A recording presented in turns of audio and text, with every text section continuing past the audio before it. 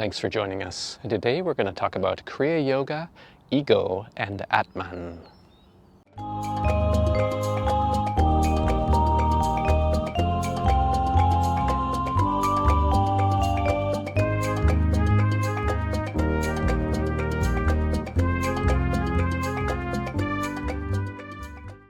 So in Kriya Yoga and other yogic paths, they use the idea about the ego, the pseudo-soul, and they contrast that with Atman, which is considered as the pure soul, the pure individual consciousness, if you will, unfettered by the mechanisms of the body and other energetic systems.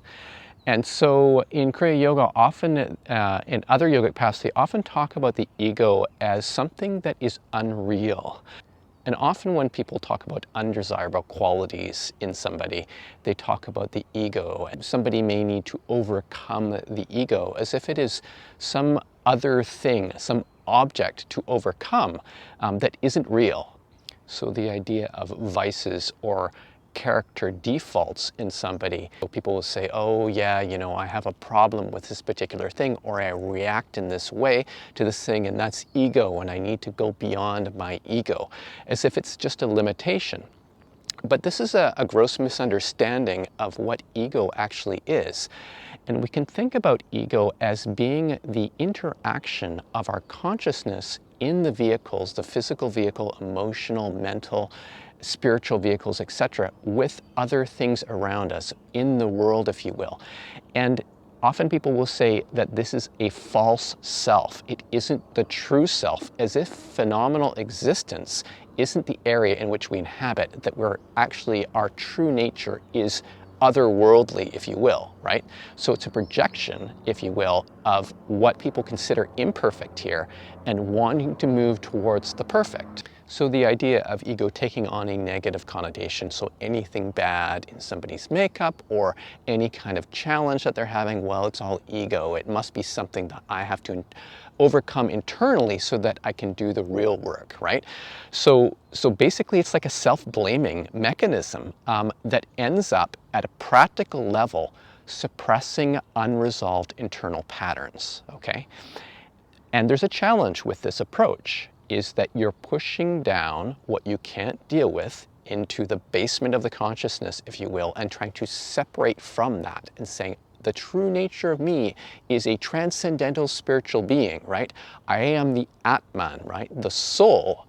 I transcend this bodily existence. I leave this messy bits that haven't been resolved behind me because I will flow into God's love. I will flow into a spiritual perception. And this is a bit of a fantasy, but the perspective that you need to sever all of the unresolved stuff that you have in your life, right, through Kriya Yoga or other means, leave that behind and then ascend to some kind of spiritual heights, right? It's not a realistic perspective, right? It's an escapist perspective. And I've talked about this in other videos. But really when we're talking about egotism, because I often hear people say, oh yeah, the ego, it's just the ego, it's my ego, blah, blah, blah. Yeah, sure, it's unresolved stuff, but it doesn't mean that it isn't you, right? So if you think of that pure consciousness coming into you, if you want to talk about the ideal of Atman, right, of spiritual consciousness, pure consciousness without all the impediments of, internal patterns and personality and all of that kind of thing, sure, that consciousness is part of that whole matrix, from what would considered the potential state, right, to an active state, a manifest state, right? So the world is a very diverse place. We have diverse experiences and circumstances, and we're going to run into challenges in life, right?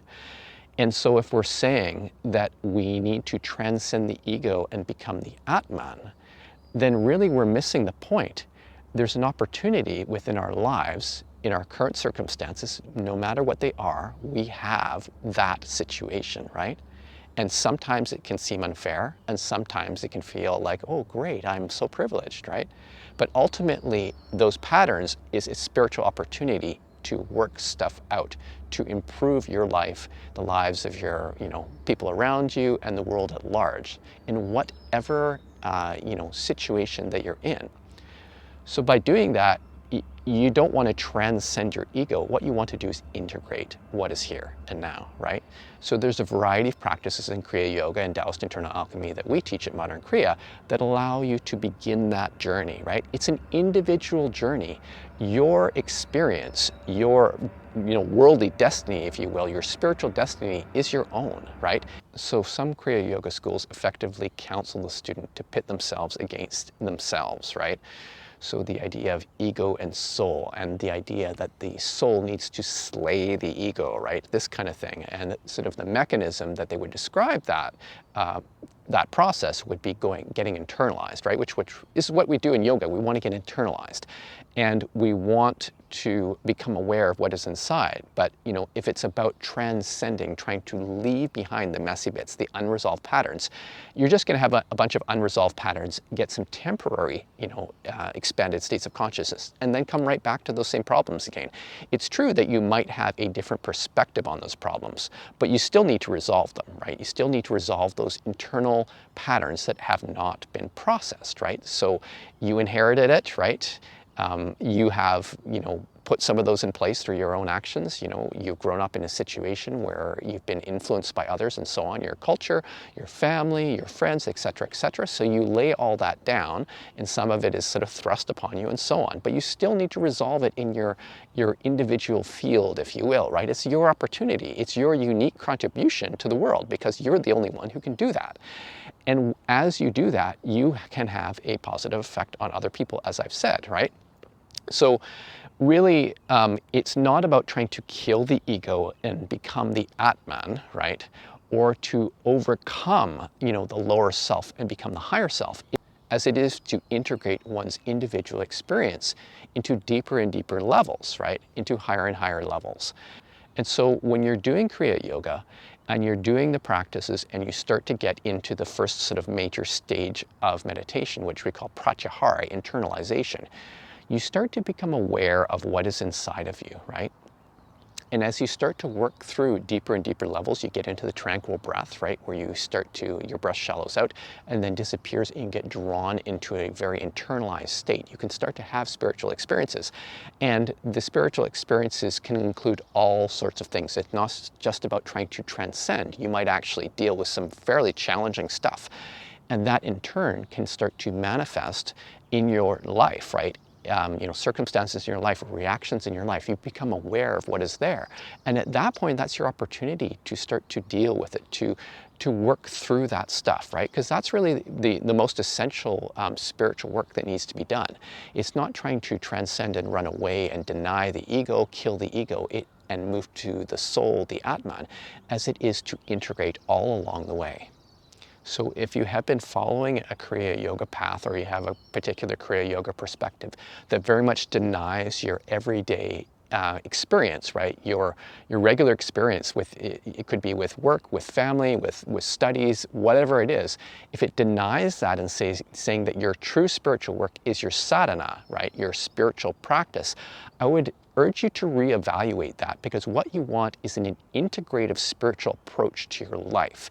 You don't want to be doing spiritual work in isolation, running away from the world, right? But if you've been told that you need to deny the world, to deny your experiences in life and so on, and to escape through some kind of yogic process, you're in for a rude awakening when you realize that that's not an effective approach to spiritual development.